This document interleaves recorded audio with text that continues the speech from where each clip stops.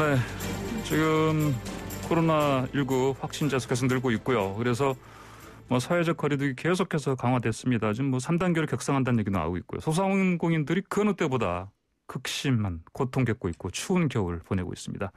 자, 오늘 경제 이야기는 폐업을 하고 싶어도 이거 쉽사리 문 닫지 못하는 소상공인들의 현실을 먼저 짚어보겠습니다. 한국경제TV 송민아 기자 나와 있습니다. 안녕하십니까? 네, 안녕하세요. 예.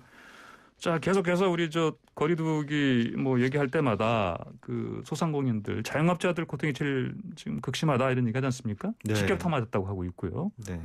그렇지 않습니까? 지금 어떻습니까, 상황이?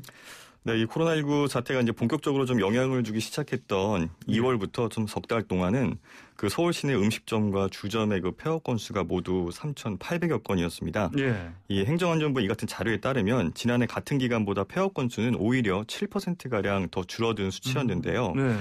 사회적 거리두기가 길어지면서 이 소상공인들이 좀 적자를 감당하기 어렵다고 그 목소리를 내는 것과는 조금 다른 결과로 보일 수가 있을 것 같습니다.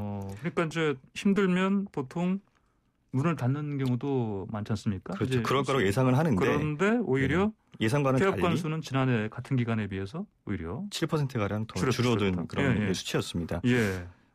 근데 예상과는 달리 이렇게 가게 문을 닫는 경우가 많지 않았기 때문에 그렇게 볼 수가 있는데 이 속내를 들여다보면 좀 사정은 좀 많이 달랐던 것 같습니다. 아, 속내를 봐야 되는 이런 지표네, 그러니까? 네, 그렇습니다. 그러면은 작년과 비교했을 때 이제 이게 그럼 아직은 버틸 만하다라고 혹시 오해할 수도 있지 않겠습니까? 그렇죠.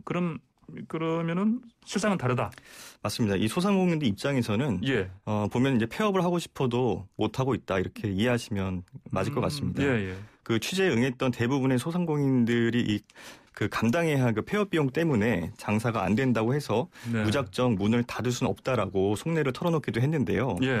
즉 폐업을 하려고 해도 돈이 들기 때문에 할 수 없다는 얘기고. 폐업하는데 비용이 많이 들어서 못한다. 비용이 많이 듭니다. 네. 구체적으로 좀 살펴보면 카드 단말기와 같은 그런 각종 계약 해지 위약금 그리고 이제 인테리어 원상 복구 비용. 이것도 크죠. 원상 복구. 네. 그리고 이제 철거 비용이나 이런 외상 거래 이런 것들을 좀 지불을 해야 되는데 근데 이거보다 이제 더 큰 문제들이 있습니다. 가장 큰 걸림돌이라고 하면은 이 폐업과 동시에 모두 갚아야 되는 은행 대출금이었습니다. 네, 그래서 소상공인들이 초기에 이런 자본금 용도로 평균 한 5천만 원 정도 대출을 받는 것으로 알려져 있는데요. 이 코로나 대출까지 떠안고 있어서 빚을 갚을 능력이 안 되는 그런 소상공인들은 폐업과 동시에 당장 그 신용 불량자로 내몰리게 되는 그런 상황이었습니다. 그러니까 보통 이 소상공인들 보면 자기 건물이 아니고 일반적으로 이제 그 임대 들어가서 이제 월세를 내면서 이제 영업을 하는데 초창기 이제 그 창업할 때 기본적으로 대출금이 생기고 그다음에 또 그동안 또 코로나19 상황에 버텨오면서 대출도 많이 했지 않습니까? 그래서 이제 이중의 어떤 대출 이 부분 때문에 이걸 다 또 폐업과 동시에 갚아야 되는 거고. 그렇죠. 근데 이제 지금 갚을 수 있는 사람이 얼마나 되겠습니까? 어려운 상황이긴 하죠. 그러면 이거 폐업을 하고 싶어도 못 하는 건데 다른 어떤 다른 출구를 찾을 수 있습니까? 방법이라고 하면 좀 몇 가지 있을 수 있겠지만 이제 인수자를 찾아서 이제 양도하는 방법이 가장 이제 현실적이다 이제라고 볼 수 있는데 그게 가능하겠습니까? 사람이 없을 텐데요. 그렇죠. 지금 같은 상황에서는 장사가 안 되니까 인수자를 찾기도 쉽지 않은 상황이기도 하고요. 또 부동산에 이제 가게를 내놔도 이렇게 팔리지 않는 경우가 허다하다라고 조사가 됐습니다. 이 업계 관계자들의 말을 좀 들어보면 현재 그 상가 임대 매물 중에서 권리금마저 포기하는 경우도 많다라고 합니다. 설령 이 소상공인들이 이 폐업을 한다라고 하더라도 또 다른 문제에 곧바로 봉착하게 되는데요. 이 코로나 불황에 새 일자리를 구하기도 어려워서 당장의 그 생계가 좀 막막하다라는 점입니다. 결국에는 이러지도 저러지도 못하는 상태로 마냥 버틸 수밖에 없는 그런 상황인 겁니다. 자, 그러면 이게 이 소상공인 분들 이렇게 폐업하고 싶어도 못하는 이 상황. 정부에서는 어떤 대책 마련한 게 없습니까? 네, 소상공인들이나 이 자영업자들이 가장 부담을 느끼는 것 중에 하나가 또 바로 이 아까 말씀하셨던 임대료 문제입니다. 그러면서 이제 자영업자들의 그 임대료를 좀 줄여주자라는 취지의 이른바 임대료 멈춤법이 발의되기도 했는데요. 아까 이동주 민주당 의원과 네네. 이 법을 좀 법안을 발의했습니다. 네, 맞습니다. 그래서 이제 네, 발의가 됐는데 상가건물 임대차 보호법 개정안이 이제 대포 됐지 않습니까? 네. 네, 그래서 임대료 멈춤법은 이제 감염병 예방을 위해서 집합 금지라던가 또는 집합 제한 조치가 취해졌을 경우에 임대인이 임대료를 청구할 수 없게 하거나 또는 임대료를 최대 절반 수준만 청구할 수 있게 하는 그런 방안입니다. 하지만 이 역시도 쉽지 않다는 분석입니다.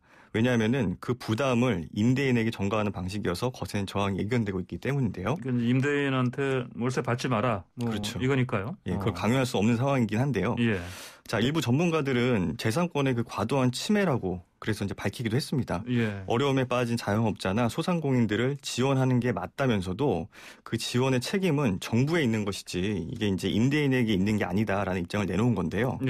그러면서 이제 착한 임대인 운동처럼 그 과정이 좀 자발적으로 이루어진다면은 전혀 문제될 게 없겠지만 이를 만약에 강제했을 때 그런 공정의 개념으로 접근한다면 일종의 세금을 특정한 형태로 걷어가는 것과 똑같기 때문에 이는 적절하지 않다라고 지적하기도 했습니다.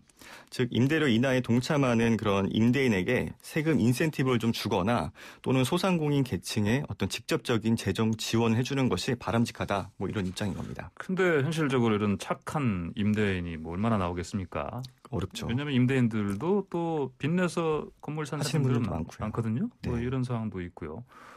자, 그러면은 아까 말씀하신 것처럼 좀 일종의 행정명령의 형식으로 뭐 집합을 금지하시는 뭐 영업 중지해라. 그다음에 제한하는 거는 뭐 술을 이렇게 이제 입장할 수 있는 술을 제한하고 그다음에 영업 시간을 제한한 거 아니겠습니까? 이거 결국은 이제 정부가 내린 결정이니까 정부가 오히려 그러면 임대인한테 이런 걸 월세 받지 말라고 강요할 게 아니고 그렇죠. 차라리 그 임차인들, 그 세입자, 그러니까 월세를 내는 이 소상공인들한테 지원하는 게 낫지 않겠냐 이런 뭐 또 의견도 많지 않습니까? 그렇죠. 그러면은 해외 쪽에서는 뭐 어떻게 이 상황에 대해서 뭐 어떻게 하고 있습니까?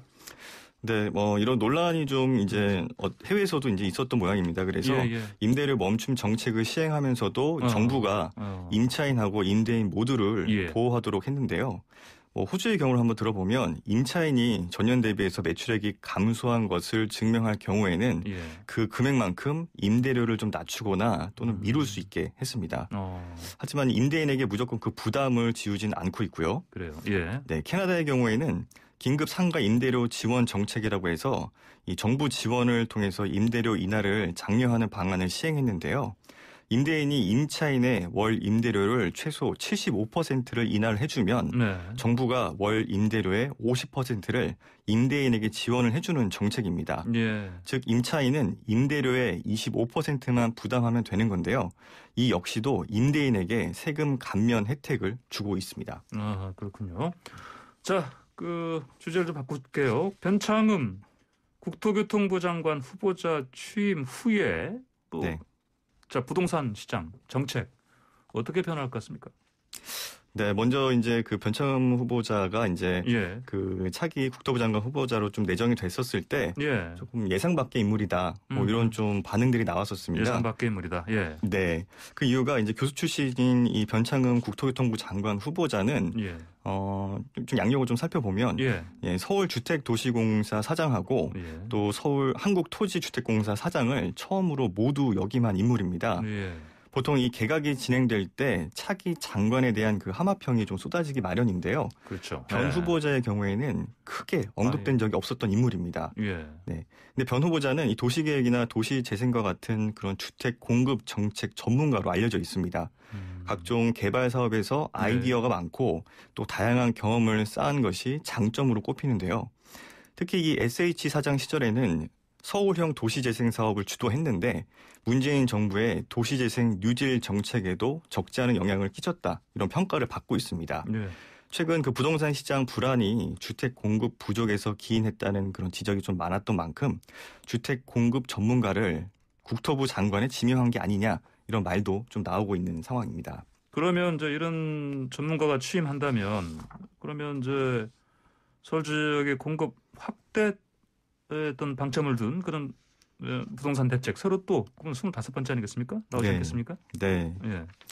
네, 그렇습니다. 그래서 이제 변창흠 국토교통부 장관 후보자가 이제 처음으로 이제 부동산 대책으로 이제 전세 대란에 이어가지고 이런 집값 급등세가 좀 지속되고 있는 그 서울의 공급 확대 방안을 내놓을 거 아니냐라는 식으로 좀 전망이 되고 있습니다. 아, 그래요? 네.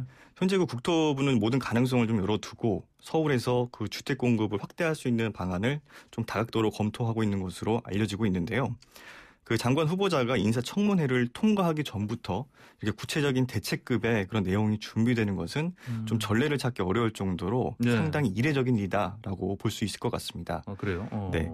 말씀하신 대로 그 변창흠표 그런 첫 부동산 대책은 이제 서울 역세권 고밀 개발이 가장 유력할 것으로 보입니다. 그래요? 네. 근데 이제 고밀 개발이라는 게 이미 벌써 다 할 만큼 했다 이런 얘기 나오는데. 네, 그렇습니다.